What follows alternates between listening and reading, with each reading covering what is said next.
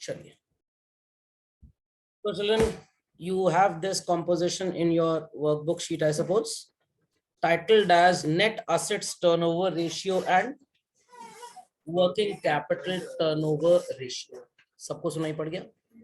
So these two ratios are to be studied as a part of CBSE syllabus, but they are not in IC. But IC वालों को project में ये ratios का काम आ सकता है इन द सेंस जब आप प्रोजेक्ट बनाएंगे तो आपको रेशियोज कैलकुलेट करने होंगे. तो इट इज नॉट नेसेसरी जो कोर्स में सिर्फ आपको वही कैलकुलेट करने हैं, आप एक्स्ट्रा भी कैलकुलेट कर सकते हैं. सिमिलरली प्रॉफिटेबिलिटी की कैटेगरी में दो रेशियोज हैं चिल्ड्रन जो सीबीएसई के स्टूडेंट्स के लिए प्रोजेक्ट में कंपलसरी है. You have to show them, नहीं तो एनालिसिस नहीं कर पाएंगे आप. बट एग्जाम में ये नहीं पूछे जाएंगे, या आईसी में पूछे जाएंगे. So these two would be tested in exams for IC students, not CBSE, but project के लिए इंपॉर्टेंट है.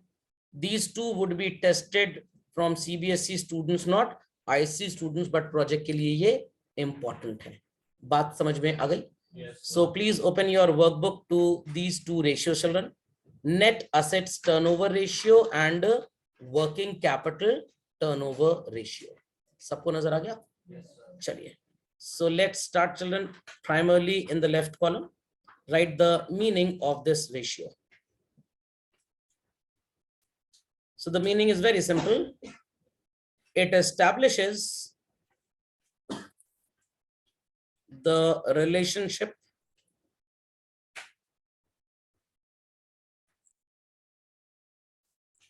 between net assets and, everybody knows what is turnover, children?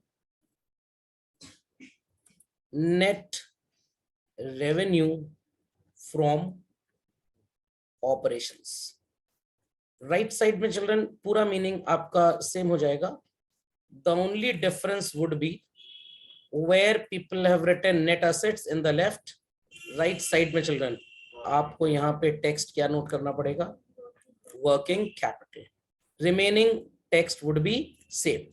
It establishes the relationship between working capital and net revenue from operations. Quickly update this. चलिए. Yes, sir. So put the formula.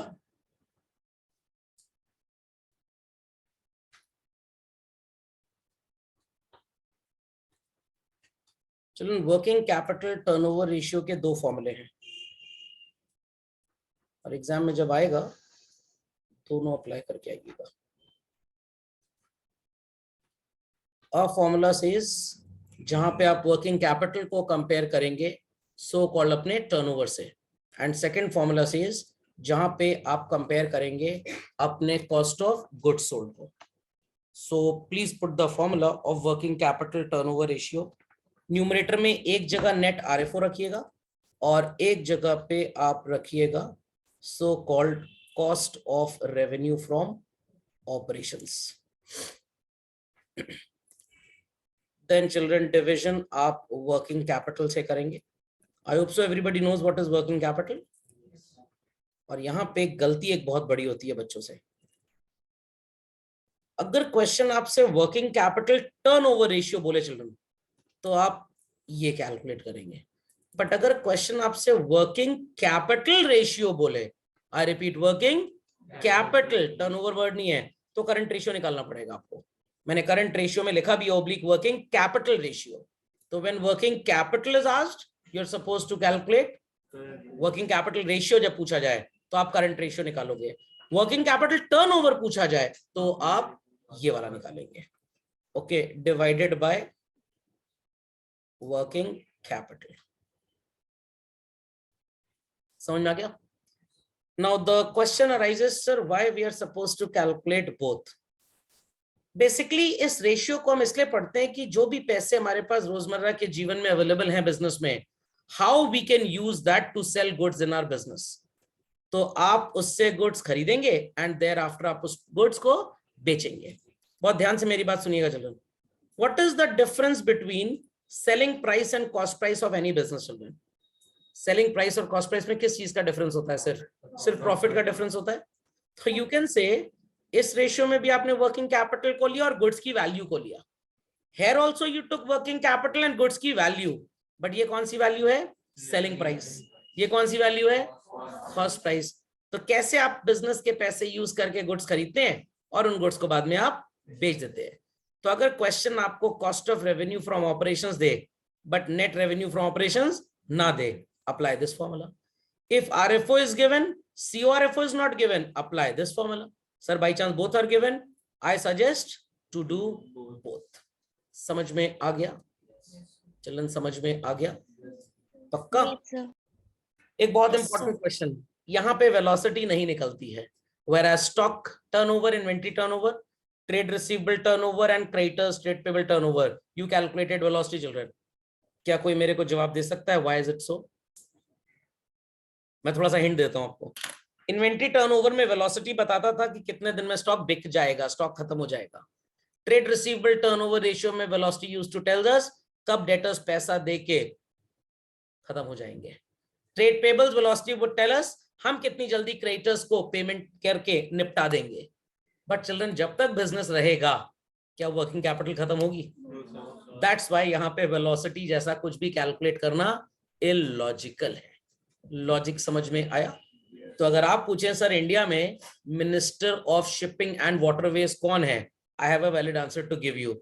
But अगर आप पूछें sir ये अफगानिस्तान में minister of shipping कौन है, total invalid. उनके यहाँ शिपिंग है ही नहीं, सराउंडेड बाय माउंटेन्स। उनके यहाँ मिनिस्टर ऑफ माउंटेन्स होगा, मिनिस्टर ऑफ शिपिंग नहीं होगा। Got it clear? तो उनके यहाँ जब वो डिपार्टमेंट ही नहीं है तो उसका मिनिस्टर क्यों होगा? Logic understood well? Logic understood well? पक्का? जब अफगानिस्तान में फाइनल अकाउंट्स पढ़ाया जाता ना, वहां पे dock charges, clearing charges, port charges, ये सब उनके क्वेश्चन में नहीं आता, क्योंकि उनके यहाँ डॉक यार्ड्स होते ही नहीं है। Only those countries which are surrounded by water bodies they have dockyards. खोपड़े में बात गई कि नहीं गई? पक्का? कंफर्म? चलिए, तो सबको ये समझ में आ गया? चिल्ड्रन, सबको समझ में आ गया? वेरी क्विकली लिख दो। The next heading is components. Refer previous ratios. Working capital का आपको फॉर्मूला पता है, current asset minus current liability, and CORFO भी आप जानते हैं, नेट RFO भी आप जानते हैं। Okay, and after components children what we used to write? Significance. पहले इतना अपडेट करिए, then I dictate the significance. Be quick, right? Yes, sir. Yes, sir. The significance, children, it indicates the utilization of funds. It indicates the utilization of funds, bracket open, required for day-to-day operations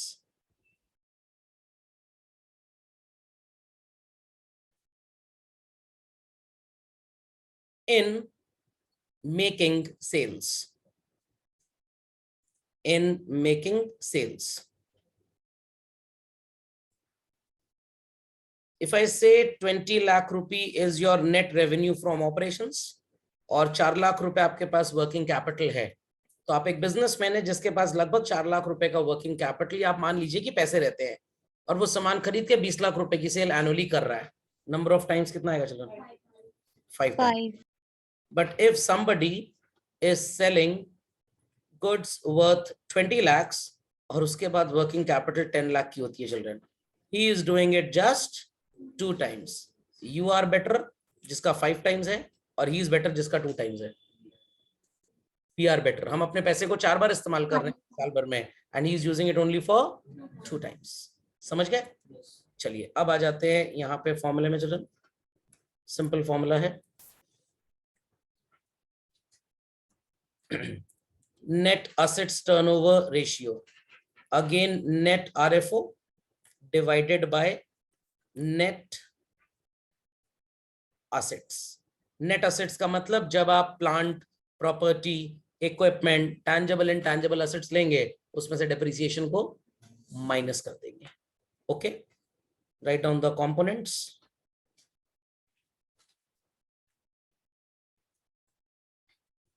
The first is net RFO, bracket में लिख दीजिएगा as studied earlier, and second is net assets.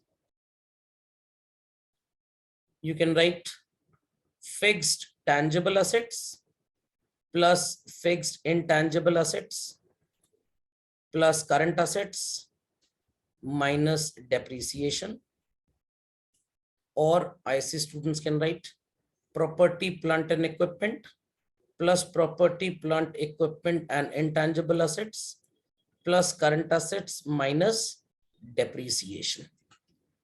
So मेरे पास rented property है और आपके पास purchased building है. Both have a cafeteria inside. दोनों 20 लाख की सेल करते हैं. Who is managing the assets better? मेरे पास rented property है, आपके पास खरीदी हुई property है. Who uses it better? दोनों की सेल बराबर है चिल्ड्रन. मैं बेटर यूज कर रहा हूं. आपने असेट में पैसे ब्लॉक किए हुए हैं, तब आप उतनी सेल कर पा रहे हैं. मैंने असेट पे पैसा ब्लॉक नहीं किया और तब भी मैं उतनी सेल कर रहा हूं. तो मेरे ऊपर सिर्फ रेंटल ऑब्लिगेशन है हर महीने का. आपका तो फिक्स्ड असेट पे पैसा इन्वेस्टेड है काफी ढेर सारा. This is the very reason why worldwide these multinational companies like McDonald's, Pizza, Domino's, ये बिल्डिंग खरीदते नहीं है. They take it on rent. Logic समझ में आ गया? They take it on rent. What they pre-assume? 10 crore की प्रॉपर्टी खरीदने से अच्छा है उस 10 करोड़ की प्रॉपर्टी पे 1 लाख रुपए महीना किराया दे दो और 10 करोड़ रुपए में कम से कम 20 सेंटर सेटअप कर देंगे हम. उससे अर्निंग्स उतनी हो जाएंगी that easily will be able to pay rent. लाइक एक छोटा सा कंपैरिजन करिए. You are living in a property whose cost is 2 crore rupees. Do you think children की पापा ने एक बार घर बनवा दिया जिंदगी भर चलेगा? 25 years के बाद इसमें मेजर डिफेक्ट्स आने स्टार्ट हो जाएंगे. 50 years के बाद इसमें रहना खतरनाक हो जाएगा. 75 years के बाद ये हॉन्टेड हाउस हो जाएगा. समझ में आया कि नहीं? तो दोज हु थिंक कि एक बार घर ले लिया जीवन भर की फुर्सत, सॉरी, ऐसा कुछ भी नहीं है. 25, 30, 35 साल बाद आपको पूरा घर प्रॉपरली, तो मैं नहीं बोल रहा हूं कि पूरा तुड़वा देंगे, बट मेजॉरिटी रिकंस्ट्रक्शन इसमें चाहिए होगा. तो 2 करोड़ रुपए का घर है, मान लीजिए चिल्ड्रन 1.2 करोड़ का तो लैंड था and 80 lakh rupee was the construction cost. तो ये 80 लाख रुपी ज्यादा 40 साल चलेगा, बस उससे ऊपर नहीं चलेगा. 40 इयर्स के बाद फिर आपको इस पे 2.5 करोड़ रुपए खर्च करना पड़ेगा, क्योंकि 40 साल पहले जिस घर पे 40 लाख खर्च हुआ होगा, कितना लैविश हाउस होगा, कितना लग्जूरियस होगा, तो 40 साल बाद तो 2.5-3 करोड़ खर्च होगा ही होगा. समझ में आ गई बात? पक्का? तो एक तरह से ये जो आपने 80 लाख रुपए खर्च किया 40 साल में, 2 लाख रुपीस पर एनम, एक तरह से आपने इसका रेंट ही तो दिया है. That's why when the builder purchases any second hand property, they are so called going to pay only for the land charges. वो आपको घर के पैसे नहीं देते because उनको प्रॉपर्टी डिमोलिश ही करनी है. Understood this children? Yes. Children understood? Yes sir. Yes sir. आपको लग रहा था बकवास रेशियो है, सर ने टाइम पास यहाँ पे लिख दिया है. बकवास नहीं था. Had less time to make this up properly, तो मैंने कहा कि इसको आपको मैं क्लास में लाइव लिखवा दूंगा. समझ में आ गया? तो ये जितने भी McDonald, pizza, Domino's, worldwide में बात कर रहा हूँ बच्चों, सिर्फ इंडिया की नहीं, 99% स्टोर्स आर ऑन रेंट. शायद मैं गलत बोल रहा हूँ, 100% मेरे को लगता है रेंट पे होंगे. कुछ परमानेंट ऑफिसेस ये लोग शायद खरीदते होंगे, but as far as my knowledge is concern, even children जितने बड़े बड़े बैंक्स हैं, स्टेट बैंक ऑफ इंडिया की कुछ बिल्डिंग्स होंगी जो अपनी है, heritage building, but majority buildings are on rent. वो इसीलिए रेंट पे लेते हैं because they know why to block money in assets. Let's do business with that money. समझ में आ गई बात? Yes sir. Yes sir. चलिए, बात समझ में आ गई चिल्ड्रन सबको? पक्का? तो Yes sir. if you also plan to set up a business children, क्या day one you will buy the asset? आप rented property पे business करेंगे. When you feel like कि rental obligations बहुत ज्यादा है, let us considering buying a property, और आपको लग रहा है प्रॉपर्टी सस्ती मिल सकती है, तो शायद आप उस दिन प्रॉपर्टी को परचेज कर लेंगे. समझ में आ गई बात? yes, समझ में आ गई बात? yes, पक्का? चलिए, मूविंग अहेड चिल्ड्रन, आपको ये दो फॉर्मूले में और लिखवा देता हूँ, then tomorrow's class will do the question. बड़ा सिंपल है चिल्ड्रन, बड़ा simple. Earning per share, earning per share, simply write the formula, बाकी थ्योरी मीनिंग के फॉर्म में, एंड द कंपोनेंट फिर लिख लेंगे। अर्निंग पर शेयर मतलब एक शेयर पे कंपनी ने कितने पैसे कमाए, और कंपनी इसी के बेसिस पे डिसाइड करती है how much dividend we can distribute. First and foremost children, हम अपनी अकाउंटिंग का जब पीएल बनाते हैं तो डेप्रिसिएशन का ऑब्लिगेशन फुलफिल करना है। देयर आफ्टर डिबेंचर होल्डर्स को इंटरेस्ट दें एज अ प्रायोरिटी, या शेयर होल्डर्स को dividend? Guest would eat the food first और the host? Debenture holders are the guest. अब बताइए, डिबेंचर होल्डर्स को इंटरेस्ट पहले देंगे आप, या शेयर होल्डर्स को डिविडेंड? Interest. डिबेंचर होल्डर्स का इंटरेस्ट पहले जाएगा। So it is net profit after interest and tax. समझ में आ गया? Divided by number of equity share holders. Sir आपने प्रेफरेंस शेयर होल्डर्स को क्यों नहीं कंसिडर किया?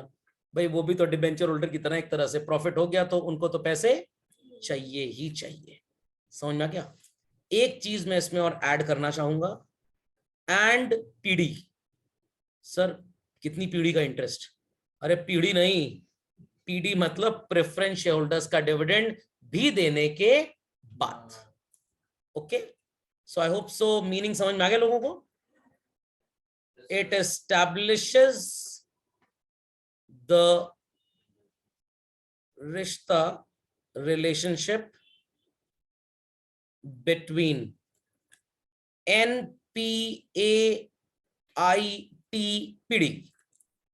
net profit after interest, tax and preference share dividend, and number of equity shares.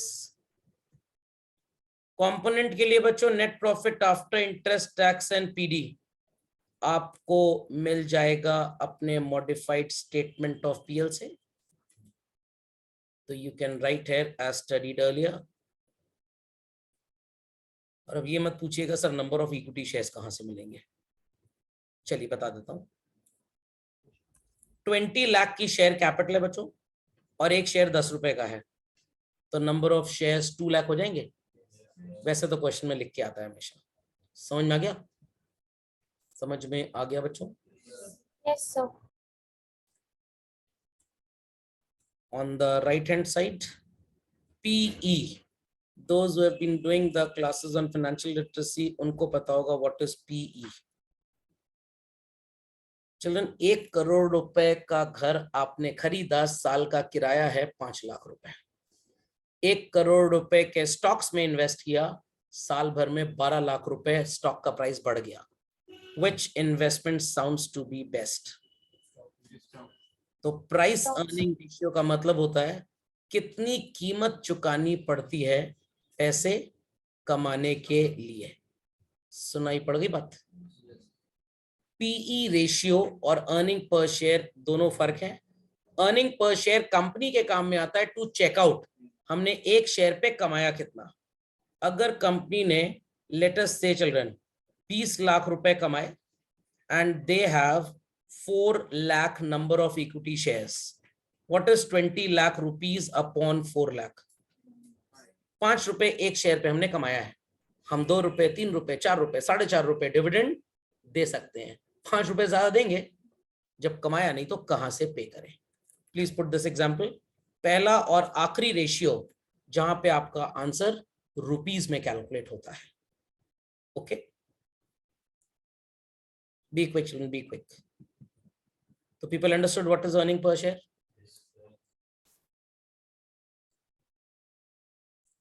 Be quick, children.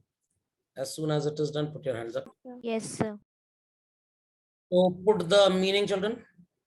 It establishes the relationship